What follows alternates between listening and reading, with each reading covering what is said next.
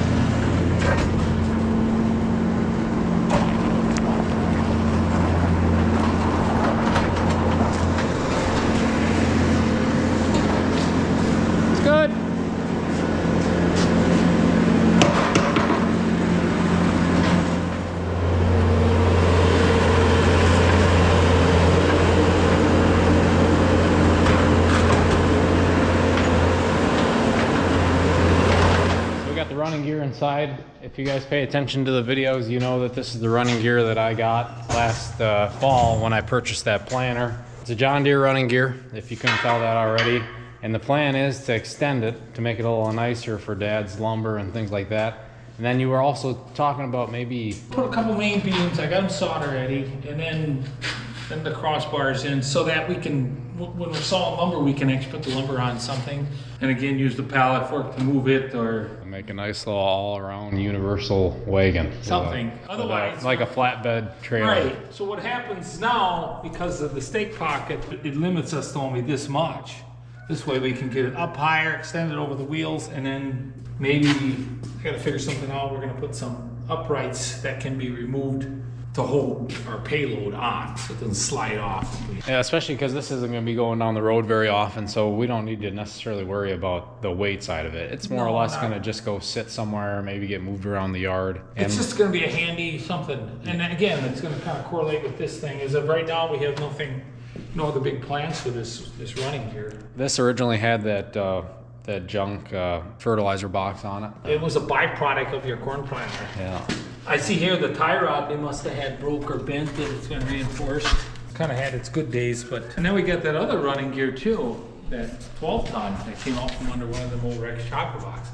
We'll see how this works out, and if this lumber business kind of takes off more, we can do something with that too. Then we could even make bigger and longer and all that. So that's the plan for this video. Upgrade the running gear. Then there's also some other small stuff to do in the shop, like work on the grapple, which you guys have seen that before. We gotta weld these things there. They're kind of bushed out and then they're turning all directions, so we just get the arc welder. And this one here broke loose. Got a leak in a hose here. I'm not gonna take it apart today, but I wanted to figure out which hose it is because it's gonna blow one day. Lose 5 gallons of oil just like that. That's the plan. We're gonna let that thing thaw out and then we'll come back and start working on it. All right, we're back in the shop. Just had a really nice lunch with the family. Wanted to remind you guys here before we got into the video that if you haven't already, make sure to go check us out at GierokFarms.com. There we sell some hats. So if you want to go get yourself a Gierok Farms hat, go check us out at GierokFarms.com. But on the agenda for this running gear, like I said, we were gonna extend it.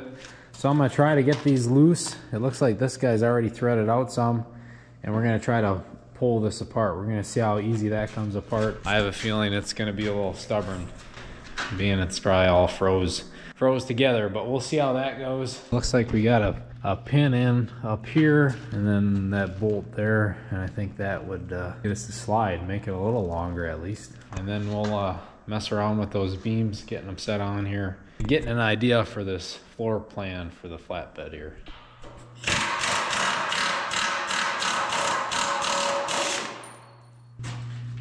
Come right apart, I don't know what I'm worried about.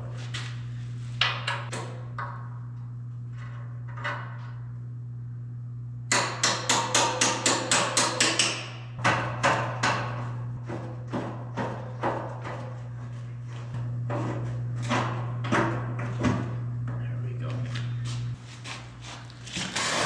Oh yeah, there we go. And this must have been pulled apart or adjusted fairly recently. That's coming apart really nice.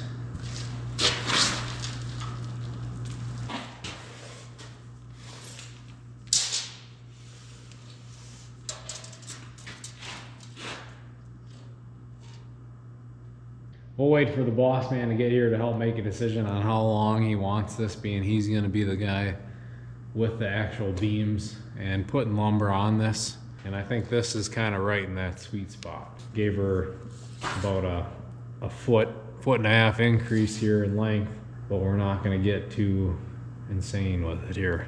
Having that lumber on here, especially the beams across, that will really add some support as well.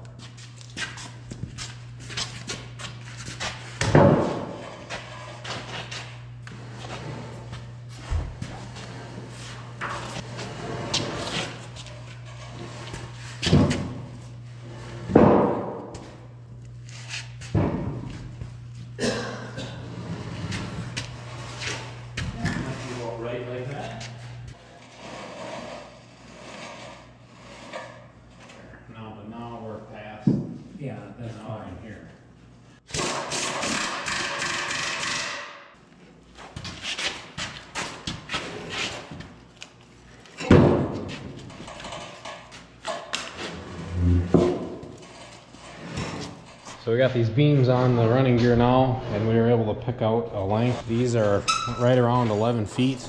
So our running gear is maybe at like 8.5, 9 right now, somewhere in there. And then Dad's deciding that we're gonna move these brackets out further to make it a bit wider. We got everything locked in here for our pole. So now that these are on there, those will kind of act as our support in the middle from axle to axle, holding the weight in the center of the trailer.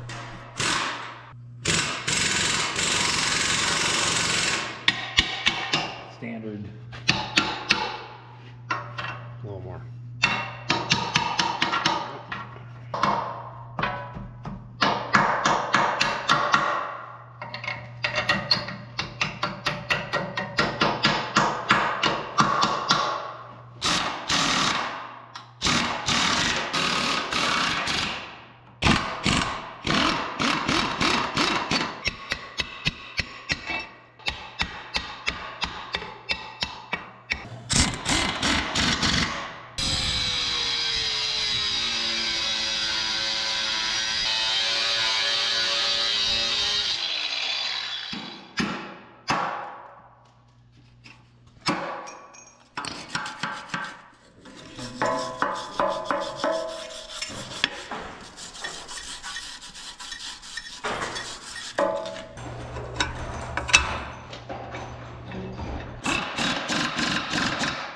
Okay, we got our brackets widened out, so now our beams are wider. What do we have?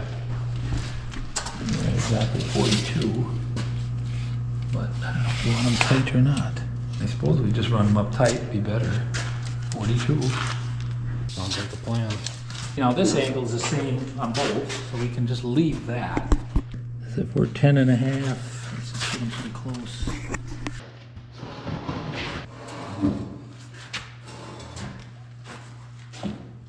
And now we're gonna cut them to length, so they're both nice and even and uniformed.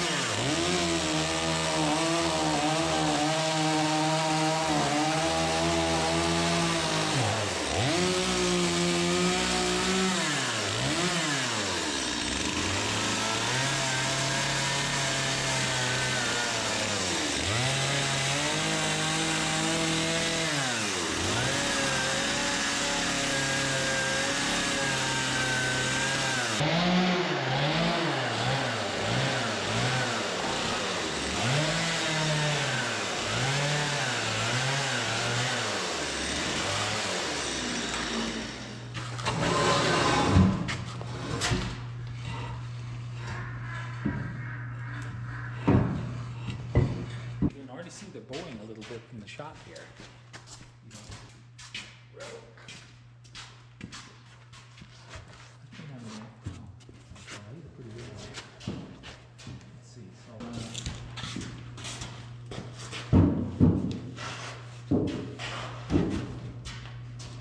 See, so that's plenty high off the wheels. You can come up with some kind of spacing, so measure the whole thing and figure that out. I'll see if I can check on those. 66, so 132, yeah, so 66 would be metal. okay, I'm just almost spot on 24. And maybe a quarter under 24. Me too. Okay, we're good there. Okay. So now what we've been doing is the engineering side of this project. We've been measuring and checking, and by no means is it spot on, but we're getting it fairly close. So with the naked eye, it's not going to look weird, hopefully. Depends on what I'm looking at, how well my eyes can see. That's what my wife says anyway. So we're roughly spaced 32 inches on center for our beams. Then we just centered them together with 2 tape measures side to side here to get them. They're not all perfect length. They are perfect. They're not all quite. You guys cannot see that. They're not all quite exactly the same length going through the mill, but that's just the size of the log. No, my mill's spot on. Well, the cut that the mill made spot on, but this would be your chainsaw. But we have to consider shrinkage and all. No, chainsaw's on too. But anyways, everything's pretty dang close, and this is what we're coming up with. He was thinking more lumber, and I was thinking more round bales, how it'd be ideal if, when we get this all fastened nice, a round bale could just sit in here, almost like some of those round bale Like we'd wagons. have one less. Yeah. And then the spacing would be right. But that could still lay, I don't know. I think it would still work. You know what's going to happen here? You're only going to be able to put 2. Yeah. I think. I don't know if you could straddle 3 somehow, but we got to build it for what it's for. You know? Yeah, I have a feeling you'd set one here on the other side, their other side, and then maybe one in the center or something on top. Otherwise, you take them on side. Well, we're worried about that later. Yeah, Dad's more focused on the lumber. But see, we do know we can change it. You know, we can use it and we can say, oh, we're gonna need it more over here, so we can just change it. It's not. We built it. We can move it. Fascinating. You were thinking pieces of angle iron. Possibly straps. Possibly in here, probably on the inside. So I'm not sure yet. I don't want to drill a bolt down through because then it just weakens everything. We could. It takes an awful long bolt too, and they're real expensive. But Yeah, that'd take a lot of time. But see, being that there's no floor on this, we're gonna have to fasten each one. Typically, you would maybe fasten the end ones and maybe one in the middle, and then your floor holds the rest so that everything can twist as you're... But this isn't going to be like a bale rack. We're not going to really be like coasting through fields with this. So the theory is that the pallet fork can go up underneath your stack of whatever and lift it off, or put it on. So we're going to have to figure 8s, 10s, 12s, maybe 16s will be our commons. We're just kind of thinking, we have the running gear, I have to make something practical out of this. I don't know if you caught in the video, we were talking about how we're kind of making it in a way to where if we need to move it to another running gear, it would work. Okay, we roughly have our metal fabrication set up here, and Dad's been finding some hardware, and we got some angle iron, just coming up with ideas to strap all these beams down. This is the time to do more brainstorming, because the shop is full of stuff. We got all kinds of scrap iron, and there's maybe 8 different ways we can fasten them down. Like this came from the Highline company when they replaced a bunch of stuff. Well, I ended up with, but I don't have enough of them. Now we could go to a hardware store and spend a fortune buying all kinds of specialty items, or we could just make what we got work. We're gonna cut those. I got different bolt lengths of all sorts, but we're gonna see if we can use that angle iron deal. I guess the best part is if somehow we don't think it's good enough, we can change it or make it better or add something to it. Right now, it's just to get some use out of this running gear. We got the resources to make more of it. But I gotta get running, but we got a good start today, and excited to see what we end up with. All right, we are back at it with this trailer project. It's the next day. Dad has been putting together some hardware, and he got the chains ready. And we just shifted everything ahead a little bit. We decided we wanted the whole thing shifted over the drawbar a little bit more. Seemed like it'll be a little bit more centered. Plan of attack is to put some bolts in to kind of secure, and then also use some angle iron in the middle pieces. I gotta get these chains in. That'll be our tie-downs on each corner. Kind of like this guy right here. And that's so that it can still do some flexing, but it can't fall off your running gear. And this is just some old log chain. Kind of was piecing it together here yesterday. Just welded some scrap together. These don't have to hold the world together, but it's just to get on a side hill or some flex. Keep it from falling. But everything else we have pretty lined up. It shouldn't take too long. Maybe the drilling might eat some time in making the brackets, but otherwise I think we got the hard engineering part now. It's just the physically get it done part.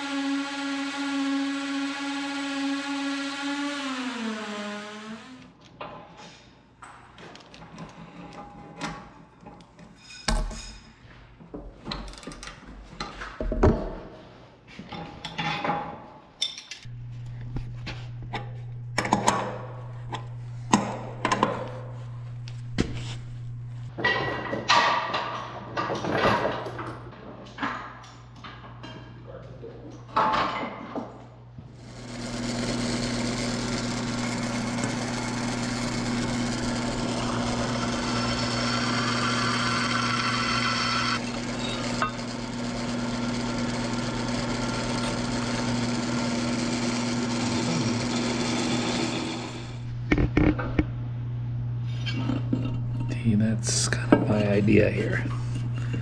And then I got holes drilled. Scrap iron.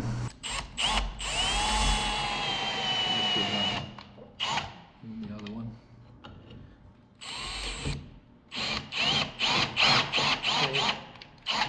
Now the idea is to try to be straight now. It probably isn't the end of the world, but as you can tell, we have secured both ends, and now we are moving on to our middle cross members, and we're going to use this piece of angle iron. We're going to have 2 bolts going in here, and then 2 bolts coming in the side. We're going to keep plugging away, and we'll show you the final product here in a little bit.